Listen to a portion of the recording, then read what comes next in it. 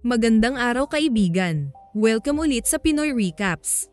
Ang palabas na ibabahagi ko ngayon ay ang Season 6 ng American Fantasy TV series na Game of Thrones na ipinalabas noong April hanggang June 2016. Araw na ng paglilitis ni Cersei at Loras. Naghahanda na ang lahat para sa mahalagang araw na iyon. Pagdating ng oras, napuno na ang Septon at kompleto na ang 7 hurado ng Faith Militant. Nasa loob na rin si Margaery at ang ama nito. Ngunit ng mga sandaling iyon nasa castle pa rin si Cersei at Tommen. Maya-maya lang ay dinala na ng militante si Loras sa gitna. At dito na inamin ng lalaki ang lahat ng akusasyon sa kanya. Na-realize na umano nito ang mga pagkakamali at nakahandang tanggapin ang anumang parusa na nararapat dito. Dagdag ng binata na gusto na rin itong maging devoted sa pananampalataya. Nakahanda na rin umano itong bitawan ang anumang meron sa pagkatao nito. Na hindi na ito mag-aasawa at mag-anak. At bibitawan na rin nito ang pagiging tagapagmana ng Tyrell. Kasunod nito ay nilagyan na ito ng marka ng militant sa noo. Nag-react ang ama nila pero pinigilan ito ni Margaery. Pumasok si The Mountain sa chamber ni Tommen para hindi ito maka-attend ng trial. Wala ring balak na umattend si Cersei sa kanyang paglilitis dahil may binabalak na pala ito sa Septon kung nasaan naroon ang lahat ng membro ng Faith Militant. Pinapasando ng High Sparrow kay Lancel ang inang Rhaena para maumpisahan na ang paglilitis nito. Ngunit na-distract si Lancel ng isang bata kaya sinundan niya ito sa underground ng Septon. Patuloy siya sa pagsunod dito hanggang sa makarating siya sa malawak na imbakan ng malalaking barrel. Nang bigla siyang saksakin ng bata sa tagiliran. Saka siya bumagsak at nahimatay. Nang mga sandaling iyon, isa ring bata ang sumalubong kay Maester Pycelle. Pinapanta pala ito sa chamber ni Qyburn. Akala ng matanda, ang hari ang nagpatawag sa kanya pero isa lang pala itong patibong. Ilang saglit lang ay pinagtulungan na itong saksakin ng mga batang spy ni Qyburn. At ito na ang papalit sa pwesto ng matandang Maester. Nang magising si Lancel, napansin na niya na isang delikadong likido ang laman ng mga malalaking barrel sa paligid. Nakita din niya na may mga kandila sa dulo kaya gumapang siya papunta dito. Ilang saglit pa ang lumipas, masama na ang kutob ni Margaery kaya kinausap niya ang High Sparrow. Hindi na siya nagkunwari nang sigawan niya ang leader ng militante. Wala umano ang mag-ina sa Septon kaya sigurado umanong may masamang mangyayari sa kanila. Kailangan na umano nilang umalis ngunit pinagtawanan lang siya ng matanda. Kasunod nito ay sinabihan niya ang lahat na kailangan na nilang lumabas sa Septon. Ngunit hinarangan sila ng mga membro ng militant.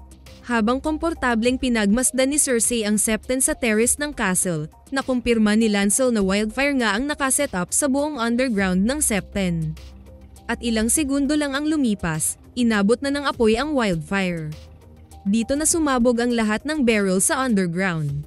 Sa sobrang lakas ng pagsabog, gumuho ang buong Septon at mga katabing mga buildings. Napangiti lang si Cersei sa nangyari at painom-inom lang ito ng alak. Hindi naman makapaniwala si Tommen sa nangyari. Habang pinagmasdan ng hari ang pinangyarihan ng pagsabog, pinaalam sa kanya na kasama si Margaery sa mga nasawi sa pangyayari. Paglipas ng ilang minutong pagmuni-muni, nagtanggal ng korona si Tommen. At pagbalik nito, diretso na itong sumampas sa bintana at tumalon. Ubos na ang Faith Militant, pero hiwalay na paghihiganti ang gagawin ni Cersei sa babaeng septa. Pinaalam niya dito kung anong nangyari sa High Sparrow at iba pang mga kasama. Kaya ito na umano ang pinakaaantay niyang pagkakataon na makaganti sa babae. Natutuparin na niya ang pangakong ang mukha niya ang huling makikita nito bago mamatay. At dito na niya tinawag si The Mountain. Hahayaan niyang ang lalaki na ang magparusa dito. Habang sinasarado ang pinto, ginaya na ang septa sa pagbanggit nito noon ng shame. Wala nang emosyon si Cersei nang malaman ang nangyari kay Tommen. Pinapasunog niya ito at ilibing umano ang abo sa tabi ng lolo nito at mga kapatid. Samantala, nagkaroon ng selebrasyon sa castle ng Freys dahil nakuha ulit ng Lannister ang River Run at maibalik sa mga Freys. Hindi mapigilan ni Jaime ang kayabangan ni Walder.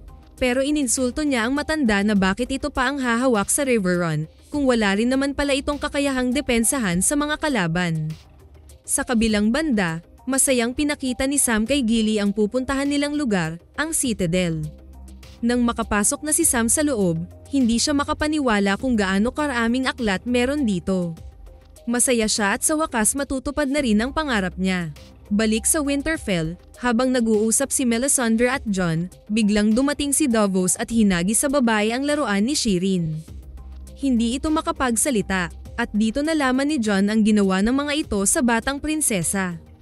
Galit na galit si Davos nang sumbatan ang babae sa pinaggagawa nito. Ngunit nangatwiran itong pinayagan din umano ni Stannis ang nangyari, na silang mag-asawa ang sumang-ayon na gawing alay ang kanilang anak. Sabi ni Melisandre na hindi siya nagsisinungaling tungkol sa Lord of Light. Nagkamali lang umano siya sa pag-intindi ng mensahe.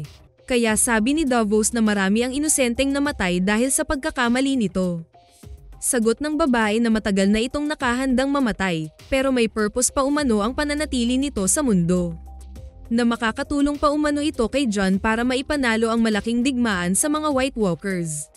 Ngunit hindi na ito pinakinggan ng Lord Commander, pinaalis na niya si Melisandre sa Winterfell. Pumunta daw ito ng South at huwag nang bumalik dahil kung babalik pa ito, bitay ang kahaharapin nito sa salang pagpatay. Maya-maya ay nag-usap ang magkapatid. Humingi ng tawad si Sansa dahil hindi nito sinabi kay Jon ang tungkol sa paghingi niya ng tulong sa Knights of the Vale na dinala noon ni Peter. Sinabihan siya nito na kailangan nilang magtiwala sa isa't isa. Dadalawan na lang umano sila at marami pa silang kaaway, pati ba naman silang magkapatid ay mag-aaway din. Kaya kailangan umano nilang unahin ang kanilang pamilya sa lahat ng bagay. Samantala sa Dorne, naging bisita ni Ellaria si Olenna. Pareho na umano silang kaaway ngayon ng mga Lannister kaya kailangan nilang magsanib puwersa para labanan si Cersei. Ngunit hindi lang basta laban ang gustong mangyari ng matandang Tyrell.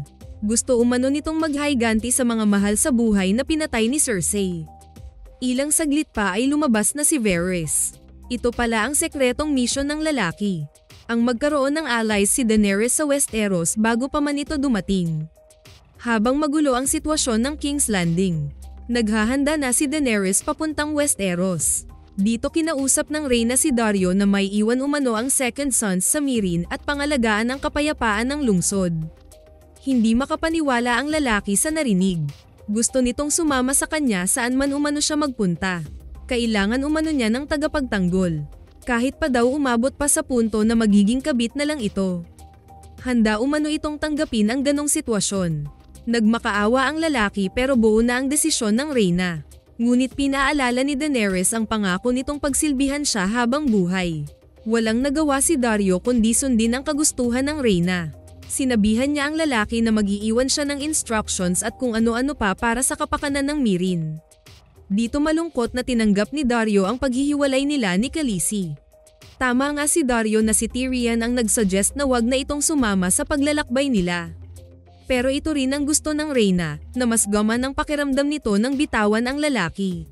Sinabihan siya ni Tyrion na handa na umano ang lahat, may army na siya, may mga barko at 3 dragon. Dito inamin din niya sa advisor na natatakot din siya sa labang ito. Na ang mga pinapangarap niya noon ay unti-unti na niyang nakakamit. Sinabihan siya ni Tyrion na dati hindi ito naniniwala sa mga kung ano-anong bagay. Pero ngayon ay naniniwala na umano ito sa kanya. Na nakahanda itong ibigay ang kung ano ang kailanganin niyang mga advice para sa kakaharapin nilang pagsubok. Dito nangako ang imp sa kanyang loyalty sa reyna. At ilang saglit lang ay pinangalanan niya si Tyrion bilang kanyang Hand of the Queen. Napaiyak ang lalaki at dahan-dahan itong lumuhod sa harapan ni Daenerys. Balik sa River Run, mag-isang kumakain si Walder at inaantay umano nito ang kanyang mga anak. Ang hindi alam ng matanda, si Arya na ang nagsisilbi sa kanya. Gamit nito ang isang mukha na dinala niya galing sa Hall of Faces ng templo. Kaya hindi na nakita nito ang mga anak dahil niluto na pala ng babae, sinama sa ginawang cake na pinakain nito sa matanda. Maya-maya lang ay nagtanggal na ng maskara si Arya. Sinabihan niya si Walder na isang Stark pa rin ang huling makikita nito na tumatawa sa kanya hanggang mamatay. Dito na niya dinilitan sa leeg ang matanda. Nang magkaroon ng pagkakataon si Peter na makausap si Sansa, dito nagpahayag ang lalaki kung ano talaga ang pinakapangarap nito sa buhay. Ang maupo sa Iron Throne na nasa tabi umano nito ang babaeng Starks. Ngunit binaliwala lang ito ni Sansa at tinalikuran si Peter. Dito na nito kwinenta ang naging tulong umano sa katatapos lang na labanan. Alam ni Sansa kung ano ang gustong mangyari ng lalaki, na gusto nitong tanggalan ng karapatan si Jon sa Winterfell, at siya ang mamuno sa norte, at maging asawa niya si Peter. Nang sa gayon ay gagamitin siya nito para may pag-asa na itong makuha ang pinapangarap na Iron Throne. Ngunit hindi interesado si Sansa sa balak ng lalaki. Sa kabilang banda, tanaw na ni Benjen ang wall kaya hanggang dito na lang umano niya may hatid ang dalawa. Hindi raw siya basta-basta makatawid sa wall. Hindi lang umano basta ice at bato ang malaking pader. Protektado umano ito ng mga lumang kapangyarihan ng First Men at malakas din umano ang black magic nito na hindi kayang lagpasan ng mga patay na kagaya niya. Alam nilang may parating na malaking digmaan laban sa Night King. Kaya kailangan rin umano niyang lumaban sa abot ng kanyang makakaya. Nang makaalis na ang kanyang uncle, naglakbay ulit si Bran sa nakaraan. At dito niya nakita ang katotohanan sa pagkatao ni Jon Snow, ang bastardo niyang kapatid. Na anak pala ito ng kanyang tiyahin na si Lyanna Stark at ang ama nito ay si Rhaegar Targaryen, ang anak ng Mad King. Sa hiling ng kapatid na protektahan ang bata, kailangan niyang akuing anak ito para hindi ipapatayin ni Robert.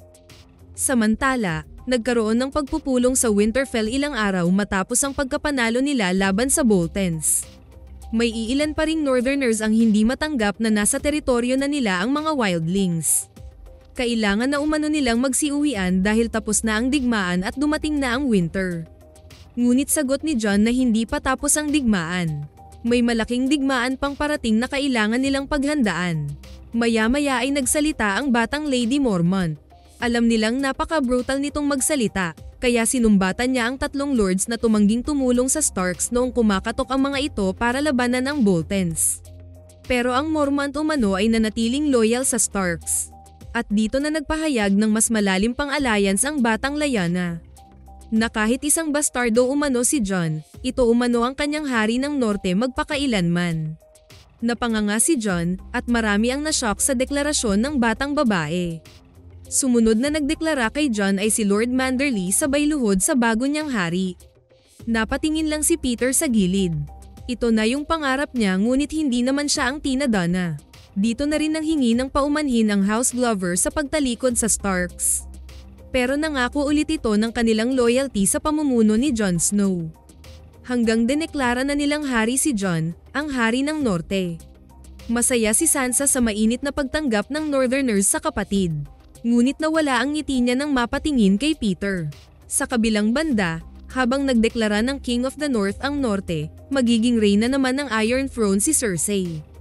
Nakabalik na si Jaime at Bronn sa King's Landing. Pero nagulat at nagtataka ang dalawa nang makita ang wasak na sentrong bahagi ng kapital. At pagpasok ng Kingslayer sa throne room, naabutan niya ang pagdeklara ni Qyburn sa kapatid bilang reyna ng Westeros. Hindi siya makapaniwala sa nangyayari. At nang mga sandaling iyon, naglalakbay na din ang buong army ni Daenerys patungo ng Westeros. Sana nagustuhan nyo ang Season 6 ng Game of Thrones. Maraming salamat sa inyong panonood. Kita-kits tayo sa susunod na video.